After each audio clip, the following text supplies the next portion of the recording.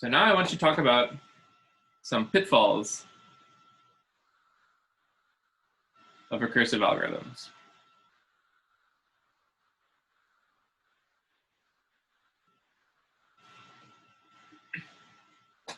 So as a quick return to what we just talked about, we found that the time complexity of the Euclidean algorithm is logarithmic. It is O of log b. And what this means is that as your inputs get bigger and bigger, it still does not take very long to find the GCD. So logarithmic time means it's a very fast algorithm. So let's see an example where recursion has exactly the opposite effect and totally trashes your time complexity. So let's compute some Fibonacci numbers. Using a recursive algorithm, which we will call Fibonacci. So Fibonacci of n, which should tell us the nth Fibonacci number. So if n equals 0, we return 0. And if n equals 1, we return 1. And this is just basically capturing our base case for defining the Fibonacci sequence, right? Okay, and if we're not in our base cases, then we use the recursion relation. So we return Fibonacci n minus 1 plus Fibonacci n minus 2. Okay, so let's examine what happens when we run this algorithm. And I'm not going to write it out longhand like all the other ones. I'm just going to use this kind of shorthand. So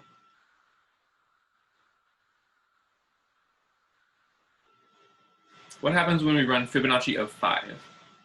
So the end result is that we're going to find f5. And the way we do this is not in our base case, so we run this step, which means we produce two new versions of the algorithm, which are trying to compute Fibonacci of 4 and Fibonacci of 3. And then we recurse. So this guy, f4, is producing two new algorithms, which are computing f3 and f2. This guy is making a copy of f2 and then f1.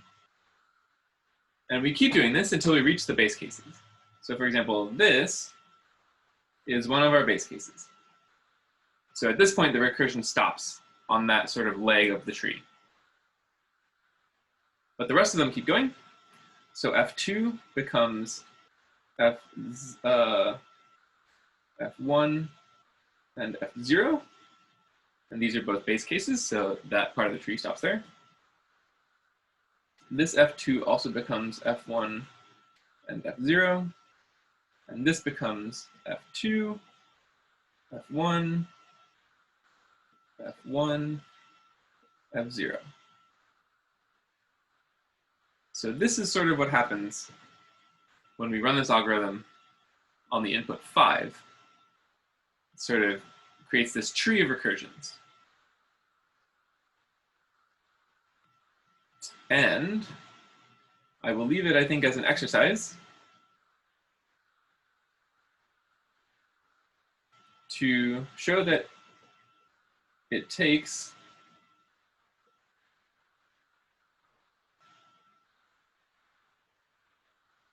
so the number of additions, right? So at each step, each recursion, you're finding these two values, and then you're adding them together. So the recursion basically generates a bunch of additions.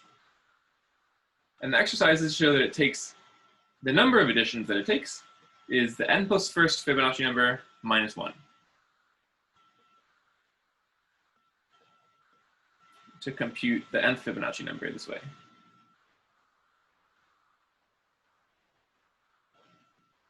And the point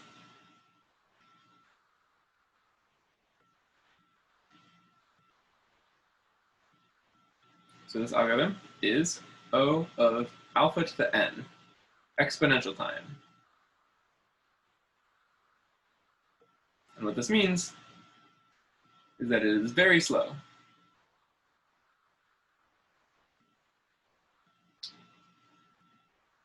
And why is it this bad? Why is it such a slow algorithm?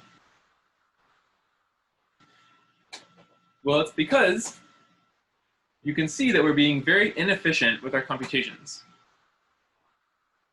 So in order to find the fifth Fibonacci number, if we're using this recursive definition, we need to start out with the lower ones. So at some point, we're going to have to compute the fourth Fibonacci number. Okay, fair enough. And at some point, we're going to have to compute the third Fibonacci number. But actually, in this algorithm, we did that twice. So that's where this extra is coming from. And then the Fibonacci number f2, we computed that 3 times. Didn't need to do that. And f1, we computed a bunch of times. So basically, this is why this recursive algorithm is so inefficient, is that by making a bunch of new copies of this algorithm, you basically are computing the same thing a bunch of times when you don't need to. So that is how we can make this more efficient. Here's an alternative, which is an iterative algorithm.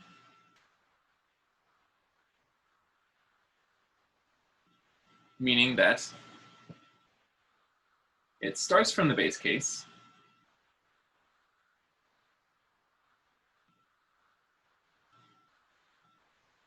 and works its way up.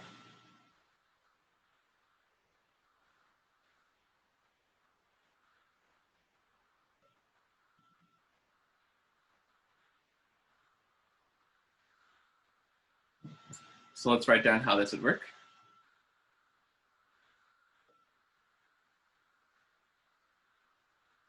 So we have the same base cases.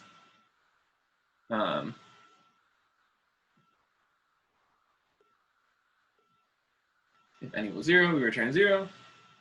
If n equals 1, we return 1. Although, to be precise, we don't really need this base case. It could be taken care of with what we're about to do now, but it doesn't matter either way to leave it in. So if we're not in our base cases, what do? We create some variables x equals 0 and y equals 1. These are the sort of base cases for our recursion. And then we just recurse, or we run through the recurrence relation the correct number of times to get the result. So we repeat n minus 1 times, replacing xy with y and x plus y. So what is this loop doing? At each loop, this is sort of fn minus 2 and fn minus 1.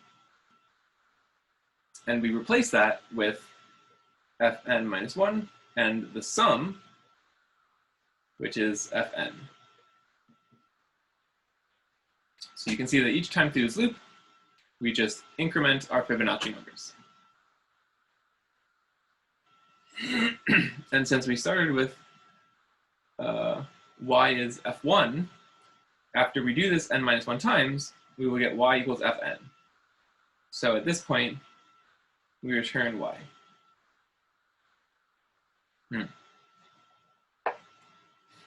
And maybe another exercise. It takes n minus 1 additions, or essentially n minus 1 loops. Maybe it's not too hard of an exercise, but it takes n minus 1 additions to find Fn this way. So this one is O of n, because this is the complexity, which is essentially up to constants, it's something times n. So let me rewrite this because let's see, O of n, so it's linear time. And this is much faster than the recursive method. So recursive algorithms can be very useful, and often they can be very fast, but there is the pitfall that a poorly designed recursive algorithm can be very slow and can be a much worse idea than just computing it in a more straightforward way.